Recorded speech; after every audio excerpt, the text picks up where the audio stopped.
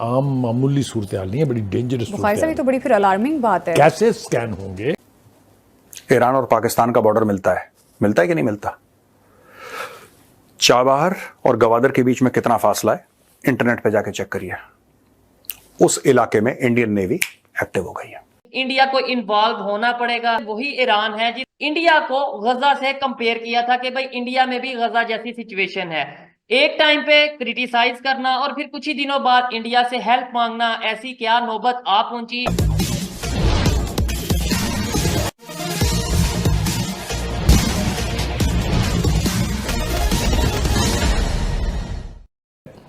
खदशात कहाँ हैं? हिजबुल्लाह के अंदर हैं।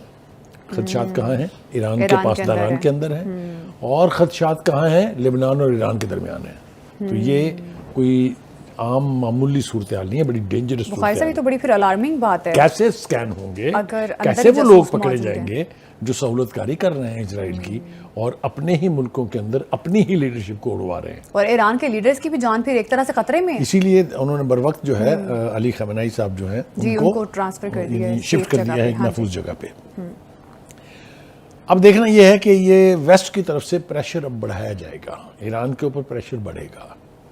सबसे पहली जो दुखती रग है ईरान की वो है पासदारान जी। और पासदारान पे पाबंदी की बात जो है वो अमेरिका ने भी कर दी है, बरतानिया ने भी कर दी है, फ्रांस ने भी कर दी है। और गालिबन जो G7 है वो भी इसमें शामिल हो जाएगी अगर ऑलरेडी नहीं हो गई है। और ये जो पाकिस्तानी जो तुम हल्ला कर रहे हो ना कि हम ईरान के साथ हैं, आलम इस्लाम, ओ बेवकूफों, तुम्हारा जो गवादर है ना, तुम्हारा जो गवादर है, मैप पे चेक करो चाबहार कितनी दूर है। चेक करो मैप पे। तुम्हें यही समझ में नहीं आया कि गेम क्या है? आलम इस्लाम, आलम इस्लाम।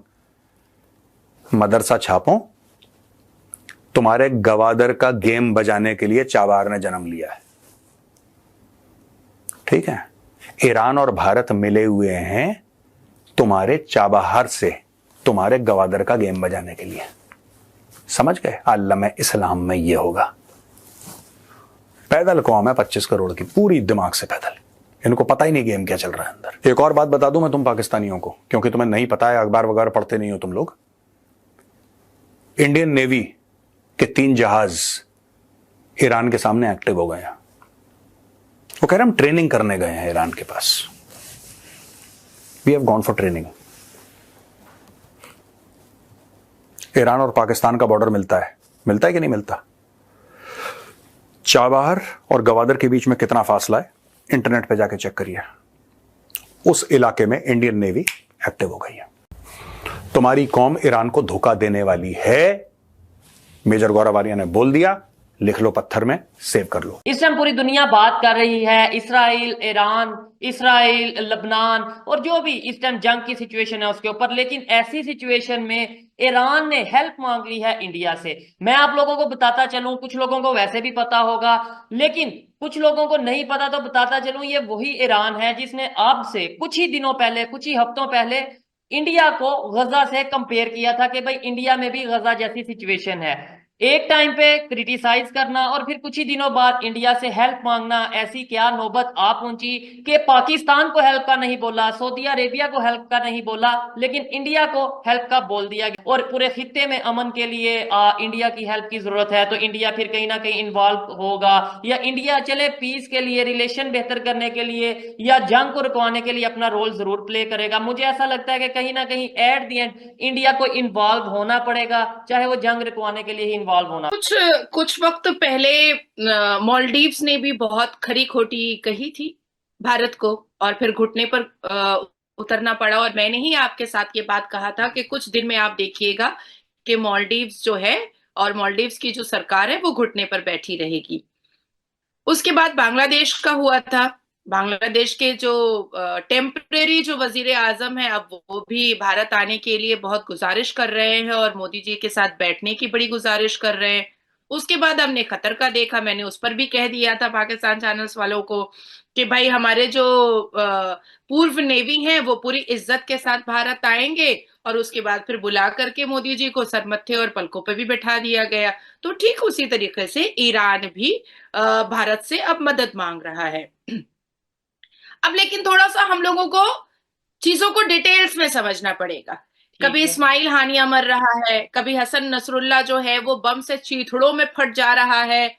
पूरी दुनिया के आतंकी मुस्लिम, आतंकी सोच रखने वाले मुस्लिम, आतंकी सोच का समर्थन करने वाले मुस्लिम, खुद को सुपीरियर समझने वाले मुस्लिम, खुद के अंदर डिक्टेटरशिप रखने वाले मुस्लिम के मुंह पर जोरदार तमाचा इजराइल अकेला मार रहा है। टेररिज्म ऑर्गेनाइजेशन को कूटने का मौका अमेरिका और इजराइल ढूंढ ही रहा था। और जब अब कुटाई भरपेट हो रही है तो लीजिए, चलिए आइए विक्टिम कार्ड खेल लीजिए विक्टिम कार्ड। और ये तो मुसलमानों का जन्मसिद्ध अधिकार है भाई, कि पहले तो छेड़ते हैं और जब उनको छोड़ा नहीं जाता तो वो विक्टिम कार्ड खेलने के लिए खड़े हो जाते हैं। मुझे ऐसा लगता है कि भारत से ईरान जो मदद मांगा है, तो भारत के हमारे आदरणीय प्रधानमंत्री ने इस बात को पहले ही क्लियर किया हुआ है, जीरो टॉलरेंस। टेररिस्ट ऑर्गेनाइजेशन को कभी भी किसी भी हाल में आदरणीय प्रधानमंत्री से ना समर्थन कर सकते हैं, ना सपोर्ट कर सकते हैं। और अगर उसको खत्म किया जा रहा है तो सामने वाले को वो रोकेंगे भी नहीं कि रुक जाओ, मत मारो टेररिस्टों को। ऐसा तो हमारे आदरणीय प्रधानमंत्री कभी नहीं कर सकते। वन अर्थ वन फैमिली का नारा देने वाले और टेररिज्म के खिलाफ प्रखर होकर के सबके सामने अपनी बात को रखने वाले आदरणीय प्रधानमंत्री मोदी जी कभी भी ईरान के इन हरकतों में उनका साथ तो नहीं देने वाले। ये मैं बड़ी जिम्मेदारी से कह रही हूं। अब आती है बात कि हसन नसरुल्लाह के चीथड़ों में उड़ जाने के बाद क्या जरूरत थी ईरान को 200 मिसाइल फायर करने की? क्या जरूरत थी?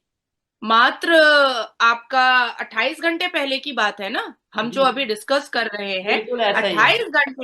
28 घंटे पहले इजराइल के ऊपर ईरान ने 200 missile air strike missile fire किया। अब सबसे पहले यह समझना जरूरी है, जो जियोपॉलिटिक्स पर काम करते हैं या जो जियोपॉलिटिक्स को जो बच्चे समझते हैं या जो पढ़ते हैं, उनको सबसे पहले हमारे फी सबीलिल्लाह के नारे पर जो जिहाद किया जाता है, उनको भी ये समझना जरूरी है कि क्या ईरान से आने वाला मिसाइल इजराइल बर्दाश्त कर सकता है? क्या अपने आप को बचा सकता है? या ईरान से ना भेज करके, क्योंकि अब यूनाइटेड नेशन में और भारत से ईरान क्योंकि अब मदद मांग रहा है, विक्टिम कार्ड खेल रहा है, तो क्या ईरान वाकई में चेंज हो रहा है? अपने टेररिस्ट माइंड को क्या वो वाकई में चेंज कर ले रहा है? क्या वो सीरिया का मदद नहीं लेगा? क्या वो सीरिया से इजराइल पर एयर स्ट्राइक नहीं करवाएगा? क्या वो सीरिया से इजराइल पर मिसाइल नहीं फेंकवाएगा? अब ये भी सवाल उठता है। आप अगर हमसे जुड़ा रहना चाहते हैं तो कृपया मेरे चैनल को सब्सक्राइब करें तथा बेल आइकन भी दबा दें, ताकि नई वीडियो की जानकारी तुरंत आप तक पहुंच जाए। धन्यवाद। जय हिंद।